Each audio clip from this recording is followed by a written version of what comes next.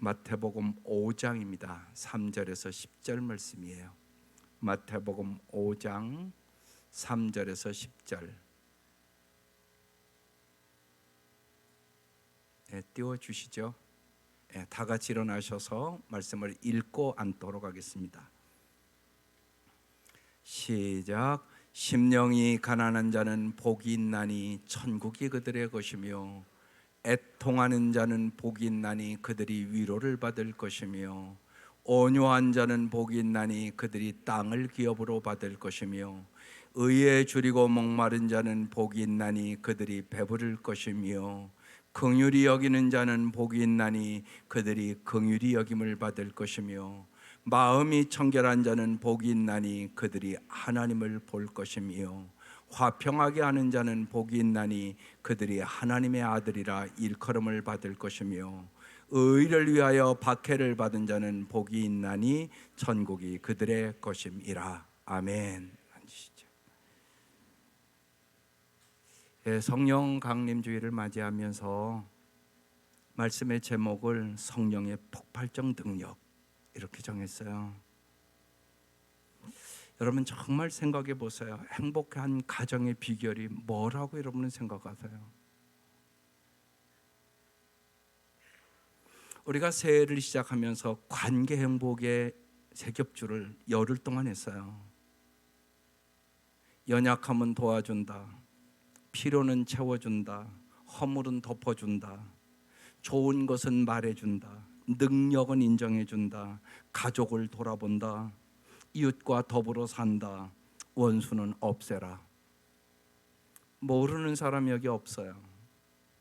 근데 그렇게 살고 있습니까?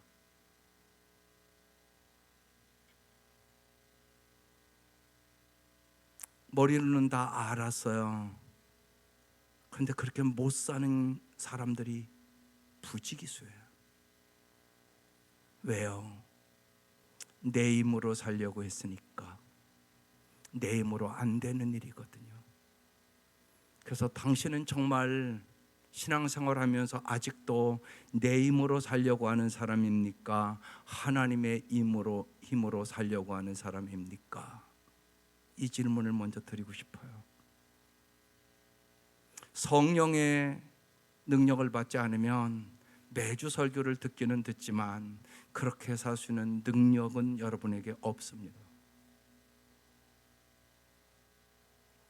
그래서 우리는 마음 아프게 살아가는 것입니다. 그래서 성령의 폭발적인 능력을 얻어야 된다는 얘기입니다. 성령 강림 주일 수없이 설교했어요. 그런데 오늘 신기한 말씀을 주셨어요. 산상수훈의 팔복의 말씀을 주셨단 말입니다. 구약을 쭉 읽어보면 대체적으로 소유에 대한 물질의 축복을 많이 얘기해요. 그런데 신약을 딱 넘어오면 다른 말씀을 주세요.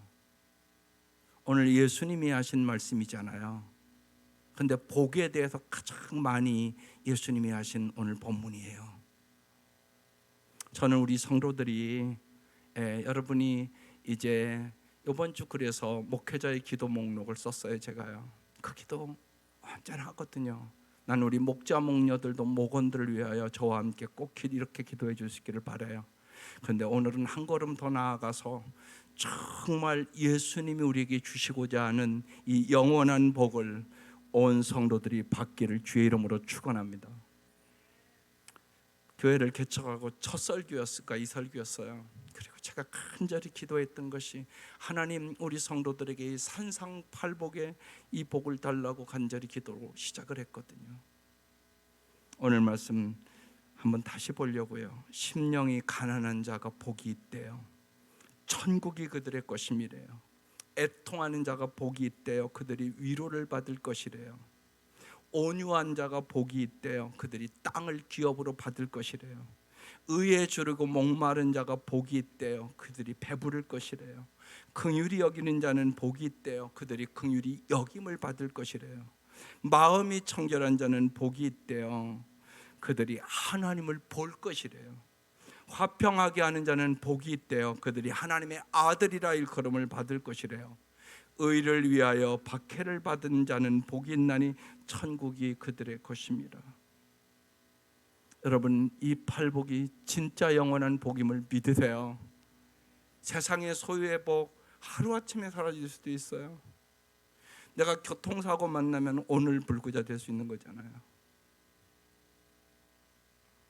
심지어는 내 사랑하는 사람도 하루아침에 사고로 갈 수도 있잖아요.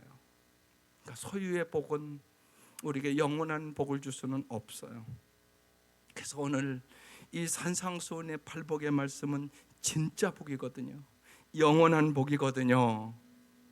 이 복을 우리는 어떻게 받을 수 있을까? 오늘 이 말씀을요, 제가 아주 간단하게, 정말 여러분 이건 아시잖아요. 여러분의 행복이 여러분 마음에 있어요. 그래서 정리를 이렇게 했어요. 첫 번째, 심령이 가난한 자, 하나님만을 전적으로 의지하는 마음이에요. 오늘은 이 말씀을 자세히 설명은 다른 기회에 할게요. 오늘은 성령에 대해서 설명을 할 것이에요. 애통하는 자가 복이 있대요. 자기 성찰의 마음이에요. 자기의 죄악을 깊이 깨닫고 사람들의 죄악 때문에 세상이 저렇게 황폐하고 어지럽고 고통과 괴로움이 많음을 깨닫고, 정말로 다윗처럼, 다윗이 왕이 돼서 권력을 가졌더니 우리 안에 밧세바를 간음하고 그 남편 살인하고, 그래서 나단 선지자가 그 죄를 지적했을 때 그는 침상이 떠나가도록 눈물을 흘렸다고 하는 자매의 마음, 자기의 죄악을 가지고, 세상의 죄악을 가지고 애통하며 참의 슬픈 마음을 가진 사람이 복이 있다는 얘기예요. 온유한 자, 하나님의 처분을 기다리는 마음이에요. 인내하며 기다리는 사람, 하나님 역사하시니까. 네 번째, 의에 줄이고 목마른 자란 하나님만을 갈망하는 마음이에요. 하나님만이 진리시기 때문에 그런 거죠. 긍휼히 여기는 자는 복이 있다. 하나님의 눈으로 이웃을 바라보는 마음이에요. 그래서 이웃의 아픔에 공감하고, 이웃의 아픔에 내가 어떻게 도와줄까 생각하고 하나님의 마음을 가지고 살아가는 것이에요. 마음이 청결한 자는 복이 있나니 하나님만을 사모하는 마음이에요. 마음이 더러운 자는 언제나 마음에 우상이 있어요. 하나님만을 사모하지 않아요. 여러분, 남편이 내 아내만 사모해야지, 남편이 내 아내와의 결혼하고도 다른 여자를 사모하고 옛 애인을 만나고, 그것은 더럽고 추한 마음이란 얘기예요. 하나님만을 사모하는 마음, 이게 청결한 마음이에요. 화평케 하는 자, 하나님의 평화를 실천하는 마음, 어떻게 하면 우리가 함께 평화롭게 살아갈 수 있을까를 언제나 생각하는 마음. 의를 위하여 박해를 받는 자, 하나님을 위하여 모든 것을 던질 수 있는 마음, 이것이 팔복의 마음이에요. 무릇 지킬 만한 것보다 내 마음을 지키라. 생명의 근원이, 행복의 근원이 이에서 나느니라. 여러분, 이 마음 갖기를 진짜 원하세요? 아멘입니까? 정말로 오늘 이 말씀을 듣고 여러분의 우선순위가 세상에 보이는 거, 소유보다 정말 주님이 주시고자 하는 이 팔복을 사모하며 기도할 수 있기를 주의 이름으로 축원합니다. 그렇지 않으면 세상 사람과 다를 바 없는, 언제나 세상에 명예 달라고, 돈 달라고, 출세하게 달라고 그 기도만 평생 합니다. 그건 크리스찬의 삶이 아니올시다. 이 같은 복을 얻기 위하여 첫 번째, 성령의 능력을 경험하라는 것이에요. 팔복의 말씀은 기도인이 따라야 하는 단순한 규칙이 아닙니다. 성령님이 우리의 삶을 인도할 때 나타나는 현상을 얘기하는 것이에요. 예수님이 하신 말씀을 접할 때 많은 분들은 예수님이 세계의 성인 중 한 사람으로 여기고, 예수님 말씀 참 좋은 말씀이네, 그래서 산상수훈 마태복음 5장에서 7장을 읽고 참 좋은 말씀이네, 이렇게 얘기하지 않는 사람은 한 사람도 없어요. 다 좋은 말씀이라고 인식하고 있죠. 그렇지만 실제로 경험하는 거친 우리의 일상에서는 전혀 실용성이 없는 말씀으로 보인단 말이에요. 어떻게 가난한 자가 복이 있어요? 여러분 다 부자가 복이 있다고 생각하잖아요. 아니에요? 그렇게 생각하시지요. 원수를 사랑하라고요? 말도 안 되는 소리잖아요. 내 옆에 있는데 남편도 못 사랑하는데 무슨 원수를 사랑해요? 오리를 가고자 하는 자에게 심리를 가주라고요? 뭐 애통하는 자가 복이 있다고? 기쁜 자가 복이 있지. 여러분 잘 생각을 해보세요. 우리의 보통 일반적인 사고와는 다른 얘기를 하시잖아요. 발복의 말씀을 낭만적으로 듣고 끝나는 것이 아니라 실제로 우리의 삶에 적용하는 그 순간 성령께서 역사하시면 놀라운 폭발력이 일어난단 말이에요. 세상 사람들이 깜짝 놀란단 말이에요. 예수 믿는 사람 뭔가 다르다고 얘기한다고요. 놀라운 변화를 경험한단 말씀이에요. 그래서 성령이 임하면 권능을 받는 거예요. 사랑할 수 있는 능력, 이해할 수 있는 능력, 섬길 수 있는 능력, 용서할 수 있는 능력. 성령의 능력을 받지 않으면 그냥 설교 많이 듣고 다 알죠. 그런데 삶에는 전혀 변화가 없는 거죠. 그래서 팔복 말씀을 감상만 하지 말고 삶에 적용해야 성령의 능력을 경험하심을 믿을 수 있기를 바라요. 두 번째, 성령의 역사는 법칙이 아닌 현상입니다. 산상수호는 규범이나 율례가 아니에요. 성령이 우리의 삶을 인도할 때 삶에 나타나는 현상을 기록해 놓은 거예요. 팔복의 말씀은 그 말씀이 구체적으로 우리의 삶에 적용될 때 나타내는 현상에 대한 복에 대한 말씀이란 말입니다. 예수님의 가르치심을 우리의 관념에 머물게 두지 않고 실제 삶에 적용할 때 어떤 일이 일어날까요? 주님의 말씀이 세상의 논리나 방법과 전혀 맞지 않는 것을 발견하게 될 것이에요. 주님의 말씀이 우리의 삶에 적용되기 시작할 때 여러분은 불편함을 경험하게 돼요. 성령께서 우리 안에 역사하실 때 말씀이 불편하게 느껴지는 것이 정상이란 말이라고요. 히브리서 4장 12절에 이런 말씀이 있어요. 하나님의 말씀은 어떤 말씀이냐? 살아있고 힘이 있어서 어떤 양날칼보다 더 날카로워요.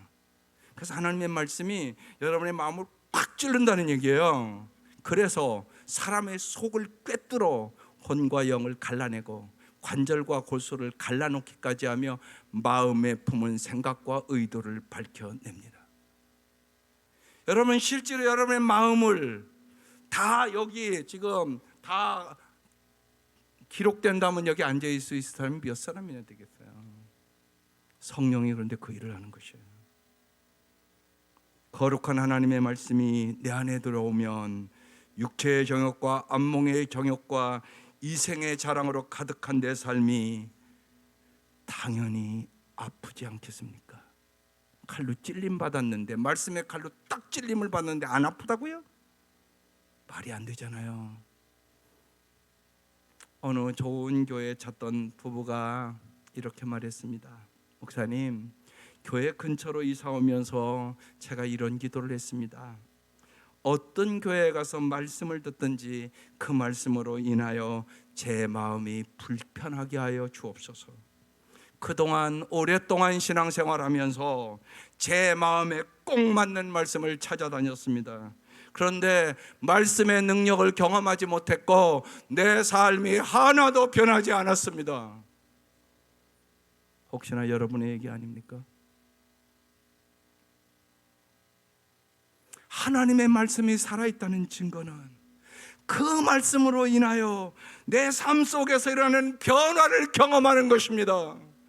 오늘 이 아침 여러분 왜 설교 듣습니까? 하나님이 여러분을 왜 부르셨겠어요? 여러분이 완전하면 뭐하러 여기에 부릅니까? 오늘도 주님은 여러분의 죄를 회개하라고, 여러분의 삶을 새롭게 하라고, 너희들이 그렇게 살아서는 행복한 삶을, 더 풍성한 삶을 살 수 없어서 주님이 불러주셔서 고쳐주시고 회복시키고 풍성한 삶으로, 진짜 복으로 우리를 인도하기 위하여 이 자리에 부르신 걸 믿습니다. 세상의 복을 추구하며 살던 우리에게 심령이 가난한 자가 되라고, 애통하는 자가 되라고, 온유한 자가 되라고, 의에 줄이고 목마른 자가 되라고, 마음이 청결한 자가 되라고, 화평케 하는 자가 되라고, 의를 위하여 핍박을 받는 자가 되라고 말씀하시는 이 팔복이 어떻게 자연스러울 수 있겠습니까? 오늘의 말씀이 나는 팔복 중 받은 것이 없네 생각하며 내 마음을 애통하게 하고, 마음이 아파진다면 실질은 여러분 복을 받은 사람이 오늘이 아침 되는 것이에요. 그러네, 내가 이 팔복 중에 받은 게 없네. 주님은 이 복을 주시기를 원하는데 말입니다. 나는 이제까지 항상 눈에 보이는 세상에 썩어질 것만 복이라고 생각했네. 그럴 수 있죠. 오늘 이 말씀에 정말로 내 마음이 아프면 하나님의 말씀이 당신 안에 오늘 이 아침 살아있다는 증거란 말입니다. 아는 것이 중요한 것이 아닙니다. 살아내는 것이 중요합니다. 지난 한 주간 화수목 목회자 컨퍼런스 갔다 왔습니다. 다시 한번 기초부터 다시 공부를 해야 되겠다 그러고, 가정교회 길라잡이를 공부한 사람은 확신의 삶이 아주 첫 단계입니다. 겸손한 마음으로 다시 잘 배워야 되겠다. 그래서 젊은 목사님이 인도하는 곳을 갔습니다. 청주 사랑의 고에 안국철 목사님이라는 분이 있습니다. 그분이 처음부터 끝까지 아는 것이 중요한 것이 아닙니다. 생명의 삶을 살아내야 합니다. 그러면서 자기가 어떻게 살았는가를 간증했습니다. 자기들 교회는 알코올 중독자, 우울증 환자, 이혼한 사람, 세상에서는 정말 찌꺼기 같은 사람들만 모이더래요. 그래서 왜 하나님 우리 교회는 저런 사람만 보내줍니까? 그러면서 울며 기도할 때 하나님이 그렇게 말씀하셨대요. 내가 너를 짝사랑한 것처럼 너도 그들을 짝사랑하라고. 무슨 얘기인가 이해가 됩니까? 여러분, 하나님이 우리를 사랑하는 것이 뭘 사랑받을 만해서 사랑받았다고 여러분 생각합니까? 그건 아닐 것이에요. 여러분, 십자가에 죽기까지 고통을 받으며 우리를 사랑해서 우리가 구원받았음을 믿습니다. 하나님 우리를 이렇게 짝사랑하신다는 것이에요.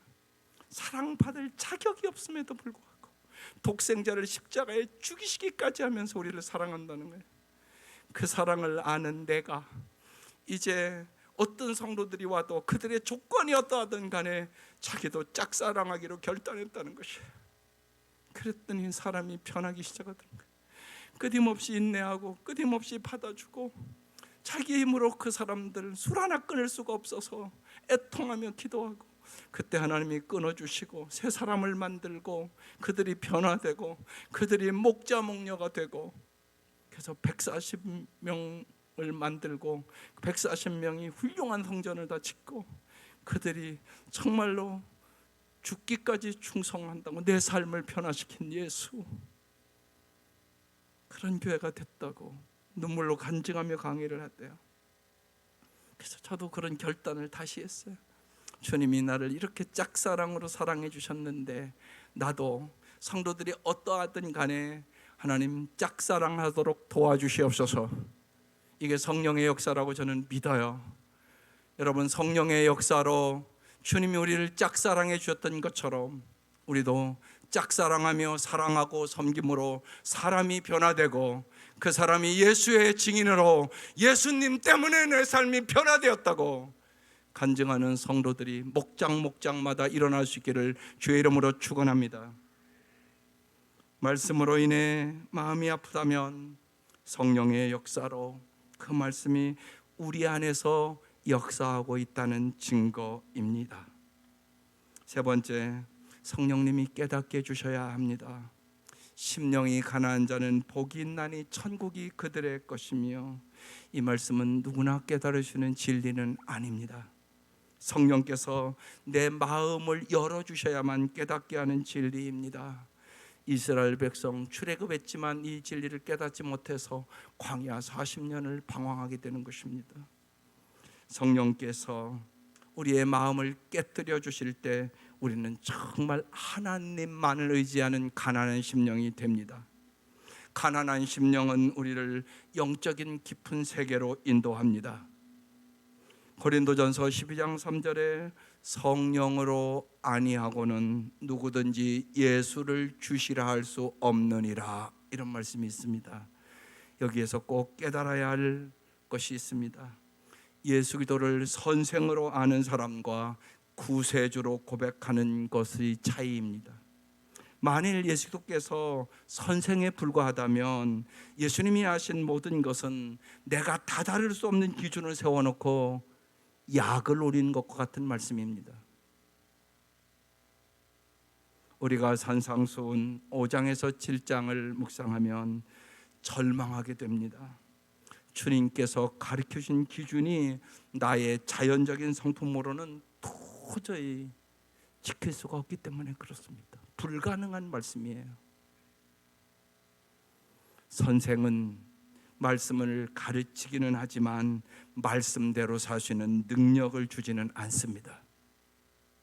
가룟 유다는 언제나 예수님을 선생이라고 불렀지 한 번도 구세주라고 부른 적이 없습니다.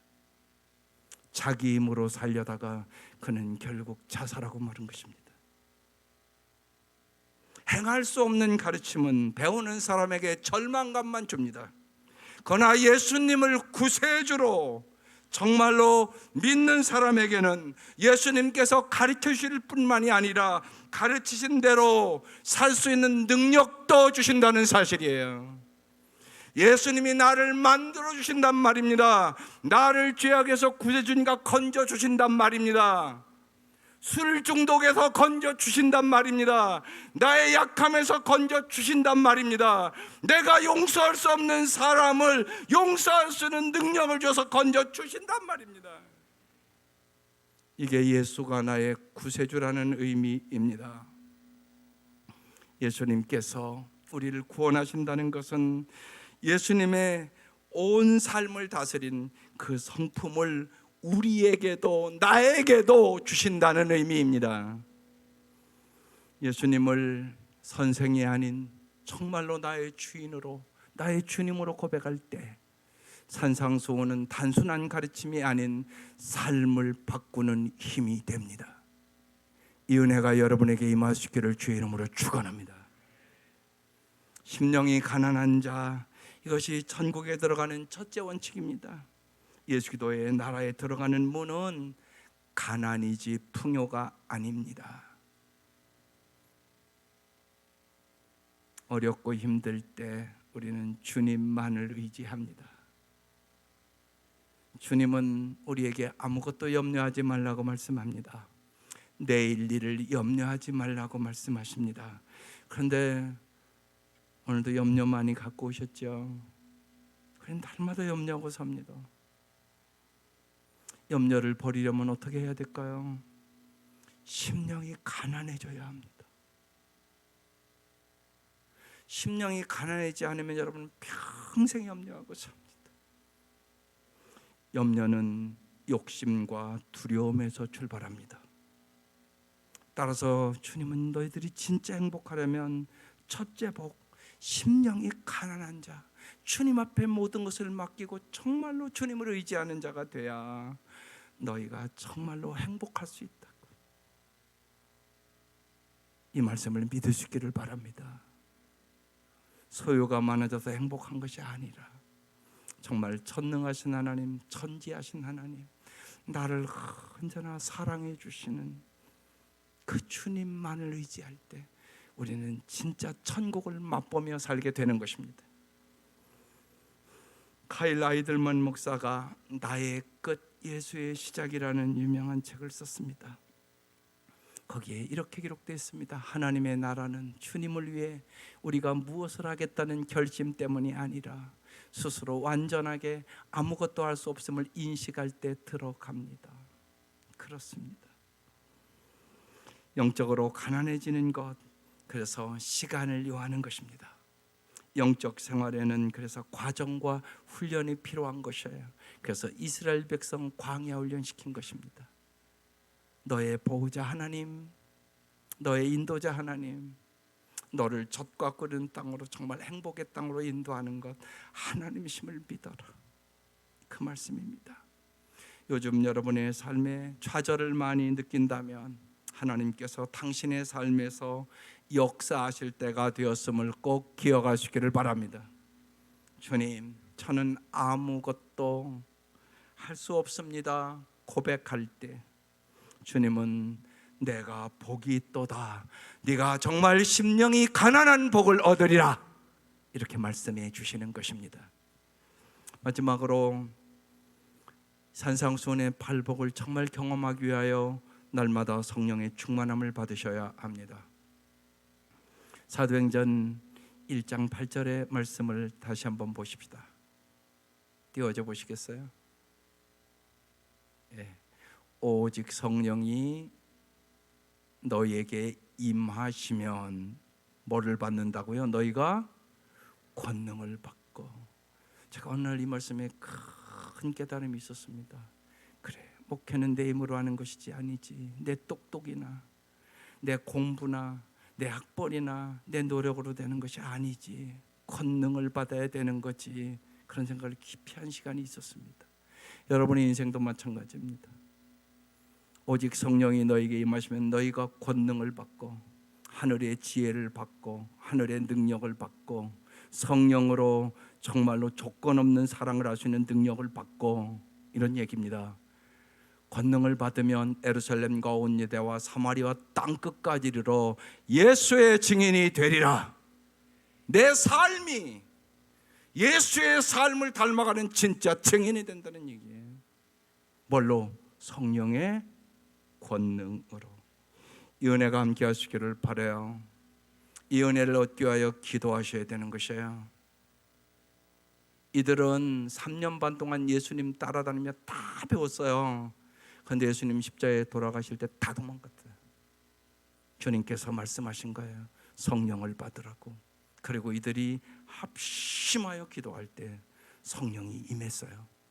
그래서 여러분이 성령 강림 주일에 거의 언제나 사도행전 2장 말씀을 들었을 것이에요. 오랫동안 2장 4절 다 같이 읽겠습니다. 시작. 그들이 다 성령의 충만함을 받고 성령이 말하게 하심을 따라 다른 언어들로 말하기를 시작하니라. 이들이 성령의 충만함 받고 삶이 완전히 변해요. 이기적이고 자기중심적이었던 인간이 이타적이고 예수를 위하여 생명을 바치는 사람들로 변해요.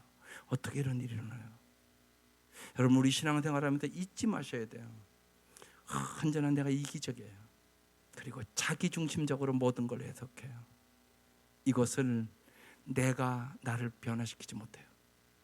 그래서 좌절하고 절망하고 깨지고 부서지고 그러는 것이에요.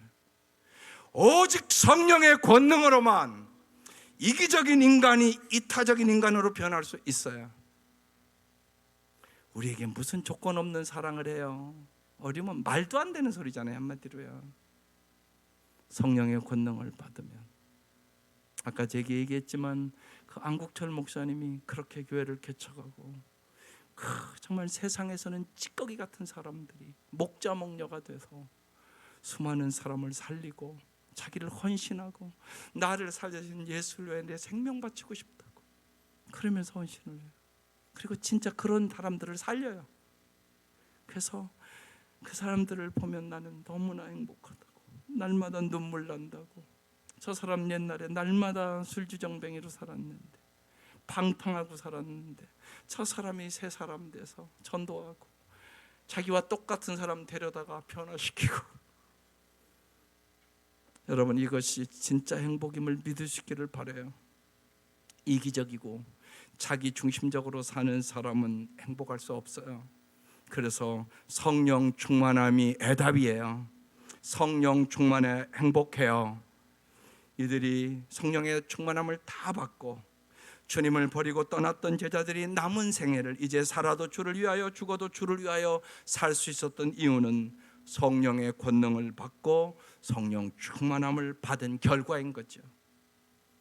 성령의 임재함이 없을 때 우리는 언제나 이기적으로, 자기중심적으로, 자의적으로 생각합니다. 성령의 임재가 없는 사람은 하나님의 뜻을 온전히 이해할 수 없습니다. 오늘 말씀 듣기는 다 많이 들었어요. 그런데 이해가 안 되는 말씀이에요. 성령께서 함께하지 않으면 인간의 한계를 절대로 넘어설 수 없습니다. 그래서 내 힘으로 안 돼, 내 생각으로 안 돼, 저 사람 안 돼, 그러고 포기해버리고 절망하게 되는 것이지. 주님께서 우리에게 약속하신 것을 기억하세요. 주님이 이 땅을 떠나시면서 요한복음 14장 26절에 이렇게 말씀하세요. 보혜사 곧 아버지께서 내 이름으로 보내신 성령, 그가 너희에게 모든 것을 가르치시고, 주님이 모든 것을 가르쳐 주세요. 주님께서는 해답이 있단 말이에요. 내가 너에게 말한 모든 것을 생각나게 하시리라. 그래서 주님이 가르치면 내 생각이 변해요. 안 된다는 생각이 된다는 생각으로 변해요. 저 사람은 안 된다고 하는 생각이 된다고 변한다니까요. 그래서 로마서 8장 6절에 써놨어요. 육신의 생각은 사망이다, 영의 생각은 생명과 평안이다. 성령께서 우리의 생각을 긍정적으로, 적극적으로, 그리고 될 수 있다고 바꿔주시는 거죠. 찰스 스텔리가 변화를 이끄는 성령 충만의 법칙이라는 유명한 책을 썼어요. 그 책에 이렇게 기록되어 있어요. 미국의 기독교인들이 성령 충만한 삶을 산다면 경제적으로 놀라운 변화가 있을 것이다. 미국의 모든 신자가 매일 아침 성령 충만함으로 일터에 나가 최선을 다해 일한다면 일의 질이나 생산력이 엄청나게 증대될 것이다. 미국의 모든 신자가 성령 충만하여 가족과 친구는 물론 일상에서 마주치는 낯선 사람들에게 내가 어떻게 하면 하나님의 사랑을 전할 수 있는 마음으로 하루를 시작한다면 증오와 분노와 불신과 폭력과 범죄와 온갖 형태의 학대가 종적을 감추게 될 것이다. 이렇던 성령의 하나님은 우리 몸에 활력을 주시고 우리의 정신을 깨우쳐 주시고 우리의 열정을 자극하시고 우리의 잠재력을 깨닫게 하시고 그것을 온전히 발휘하도록 도와주시는 분이 성령님이십니다. 성령님이 우리와 함께 하셔야 하는 이유는 성령의 인도하심이 없을 때 인간은 언제나 내 멋대로 자의적으로 생각하고 행동하기 때문에 그렇습니다. 우리의 사역의 목적은 예수님 제자 삼는, 예수의 닮은 사람을 만드는 것이 교회의 존재 목적입니다. 성령 충만한 삶이 예수님을 닮게 하십니다. 성령 충만하기 위하여 그래서 우리는 세 단어를 꼭 기억하셔야 합니다. 원한다, 회개한다, 순종한다. 첫 번째, 성령 충만함은 내가 정말 사모하고 원해야 되는 것이에요. 성령 충만함을 원한다는 것은 자발적으로 성령님이 내 삶을 지배하도록 날마다 기도로 맡기는 것입니다. 성령님에게 내 인생의 운전대를 맡기는 것이에요. 두 번째, 회개해야 합니다. 하나님과 자신 사이를 가로막고 있는 죄를 제거해야 합니다. 주님, 나의 죄를 기억나게 해주십시오. 그래서 주님이 기억나게 해주는 죄를 고백하고 나 중심으로 살았던 내가 하나님의 중심으로 회개할 때 성령의 놀라운 역사를 경험합니다. 마지막으로 순종해야 합니다. 어떠한 상황에 있든지 성경은 이럴 때 어떻게 하라고 말씀하시는가 생각하고 말씀에 순종해 보시기를 바랍니다. 성령께서 반드시 여러분을 도와주시고 인도하시고 역사하여 주셔서 세상을 이길 수 있는 힘을 주실 것입니다. 성령 충만함이 인생의 해답입니다. 성령의 폭발적인 능력을 경험하는 저와 여러분 될 수 있기를 주의 이름으로 축원합니다.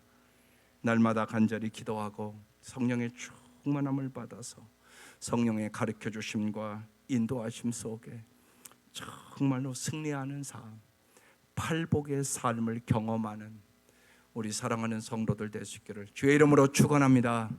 기도드리겠습니다.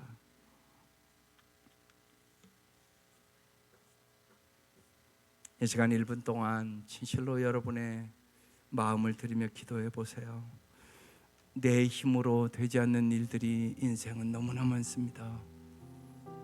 성령께서 우리를 도와주시려고 예수님이 이 땅을 떠나시면서 내가 성령을 너에게 보내주겠다, 성령의 가르치심과 인도하심과 도와주심 속에 살면 너의 인격이 성령의 열매를 맺어 참으로 예수를 닮는 인격이 되고 예수님이 주시는 능력으로 너희가 팔복을 누리며 살 것이라고 말씀하시는 것이에요. 이 말씀이 나의 삶의 능력이 되게 해달라고 간절히 기도하시기 바랍니다.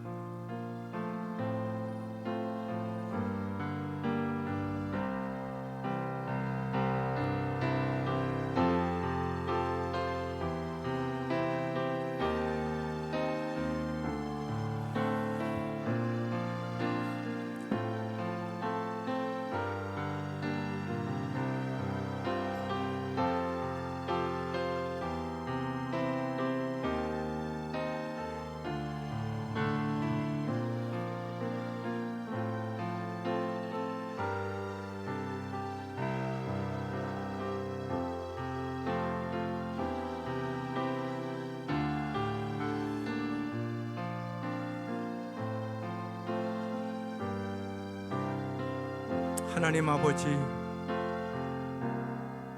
이 아침 진실로 성령님께서 우리의 영혼을 일깨워 주시옵소서. 죄악된 우리는 진실로 우리의 힘으로 죄인과 죄인이 만나서 무슨 아름다운 삶을 살아갈 수 있겠습니까? 주님께서 우리의 형편과 사정을 아시고 성령님을 보내주셔서 우리의 성품을 새롭게 빚어주시고 정말로 진실로 우리를 행복하게 해주시고자 하셔서 참으로 감사합니다. 하나님, 이 아침 간절히 소원하며 간구합니다. 우리 사랑하는 성도들, 이 아침 한 사람도 빠짐없이 성령의 임재하심을 경험시켜 주시옵소서. 성령의 충만함을 사모하게 하여 주시옵소서. 그래야 세상의 육체적인 정욕과 안목의 정욕과 이생의 자랑을 이기게 하여 주시고 성령으로 말미암아 하나님이 부어주시는 그 사랑으로 저희들이 넉넉히 승리하는 삶을 살아갈 수 있도록 날마다 인도하여 주시옵소서. 예수님의 이름으로 기도드립니다.